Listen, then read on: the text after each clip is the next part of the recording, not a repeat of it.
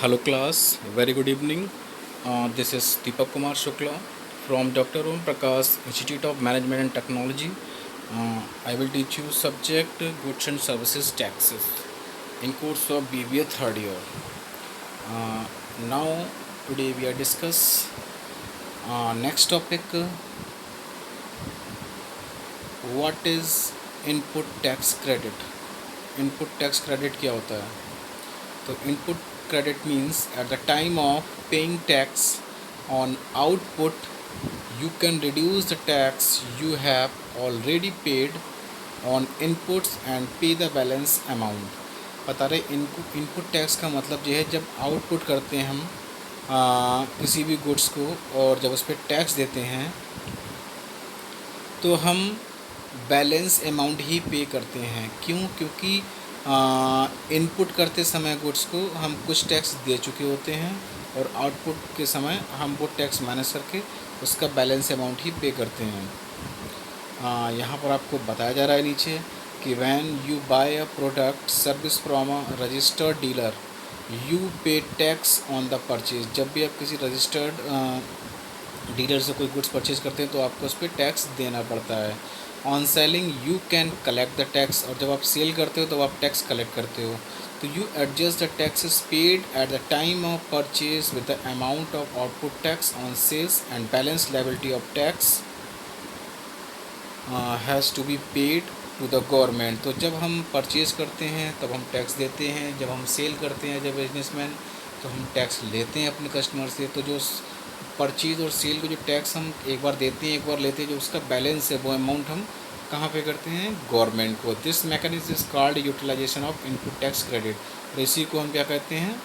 Input tax credit कहते हैं। तो फॉर एग्जांपल भी नीचे यहाँ पे बताया गया कि यू आर अ मैन्युफैक्चरर। अगर आप एक मैन्युफैक्चरर हैं तो ए पॉइंट बता रहे हैं कि टैक्स पेबल ऑन आउटपुट, मतलब फाइनल प्रोडक्ट आउटपुट पे आपको ₹450 है, ठीक है। And tax paid on input, और इनपुट करते समय अपने रुपीज़ कितना दिया है? 300। दैट मीन्स 450 है आपका टोटल, और 300 आप इनपुट करते समय दे चुके हैं। तो you can claim input credit of ₹300। तो आप केवल 300 पे ही क्लेम कर सकते हैं। And you only need to deposit ₹150 in taxes. और आपको अब कितनी ज़रूरत है टैक्स पे करने की? क्योंकि 450 था, 300 हम दे चुके हैं, तो आप 150 ही टैक्स पे करेंगे बैलेंस अमाउंट। नेक्स्ट जो आपका इसमें टॉपिक में बात हो रही है कि who can claim ITC. Input tax credit में कौन क्लेम कर सकता है? तो यहाँ पे बात कर रहे हैं कि ITC can be claimed by a person registered under GST only if he fulfils all the conditions as prescribed. बता रहे कि आईटीसी के अकॉर्डिंग वही पर्सन जो है आपके जीएसटी में क्लेम कर सकते हैं जो ये नीचे दी हुई जो आपके कंडीशंस हैं फुलफ़िल करते हैं। First, the dealer should be in position of tax invoice. जो डीलर है वो टैक्स इनवॉइस अगर मेंटेन कर रहा है तो वो क्लेम कर सकता है इनपुट टैक्स क्रेडिट में। बी पॉइंट बता रहे हैं कि the said goods services have been received. अगर उन्होंने कुछ भी गुड्स एंड सर्विसेज रिसीव की है तो जितना रिसीव किया है उसके लिए वो क्लेम कर सकता है। रिटर्न हैव बीन फिल्ड, अगर जीएसटी का रिटर्न फाइल वो फिल कर रहा है पोर्टल पे तो वो क्लेम कर सकता है। D point, the tax charge has been paid to the government by the supplier. अगर सप्लायर के द्वारा गवर्नमेंट को टैक्स दिया जा रहा है तो वो आईटीसी क्लेम कर सकता है। ई पॉइंट बताने की when goods are received in instalments. अगर गुड्स इंस्टॉलमेंट में रिसीव हो रहा है और आईटीसी कैन बी क्लेम्ड, तो आईटीसी के अकॉर्डिंग तभी क्लेम किया सकता है जब तक आपको लास्ट इंस्टॉलमेंट लॉट आपको रिसीव नहीं हो जाती है। नेक्स्ट जो आपका बात हो रही है कि what can be claimed as ITC. बता रहे ITC can be claimed only for business purposes. बता रहे आईटीसी में हम केवल बिजनेस पर्पस से ही क्लेम कर सकते हैं। ITC will not be available for goods और सर्विसेज एक्सक्लूसिवली यूज्ड फॉर। मतलब अगर आप पर्सनली कोई गुड्स यूज़ कर रहे हैं तो उसमें कोई भी क्लेम नहीं हो सकता है।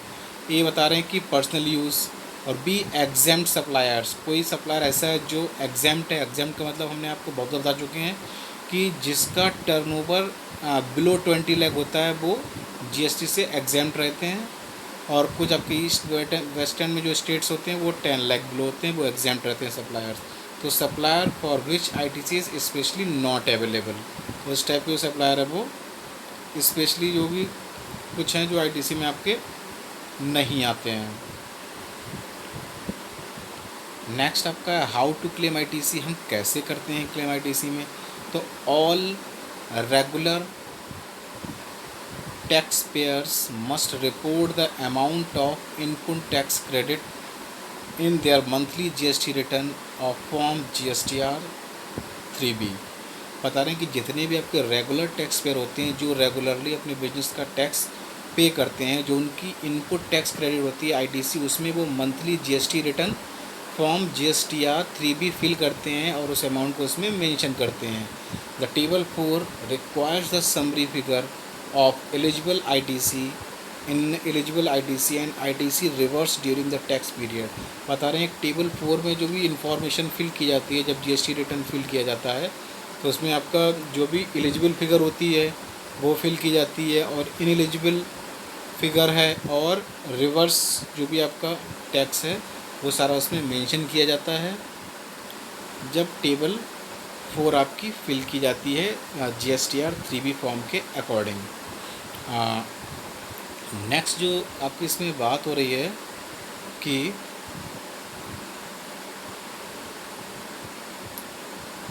Documents required for claiming ITC. बता रहे आईटीसी इसमें कौन कौन से डॉक्यूमेंट्स जो हैं वो रिक्वायरमेंट रहती है।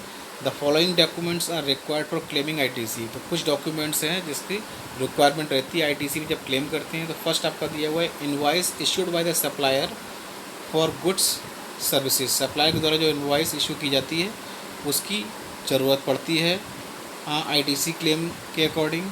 Second, the debit note issued by the supplier to the recipient if any.